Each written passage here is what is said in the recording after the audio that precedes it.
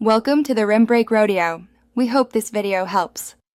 You're starting by inserting a null object and positioning it where the animated anchor should be. Create the null via layers add null, rename it to something meaningful, and line it up visually with the target layer's pivot. Once done, make sure the null's anchor point matches the intended rotation or scale center. Align using snap or manual numeric input. This step prevents offset problems later, so confirm placement before you proceed to parenting or keyframing. Now link the target layer to the null and set constraints so the null controls motion. Select the target, open the parenting menu, and choose the null as the parent.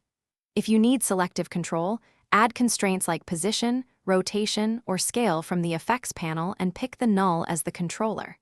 Once linked, animate the null with keyframes. This gives unified transformations and avoids conflicting child keyframes. If you need layered offsets, animate the null first, and then tweak child properties for fine-tuning. Finish by testing the setup in Preview and Baking Motion if you plan to export or copy data between projects. Play the composition at full resolution to verify there are no double transforms caused by both parent and child keyframes. If you see jitter, remove redundant child keyframes or convert them to hold. If the linked null drifts, reset its anchor and reparent the layer cleanly.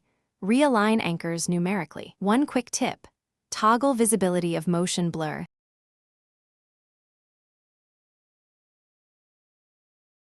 Thanks for watching. Consider subscribing if we helped you.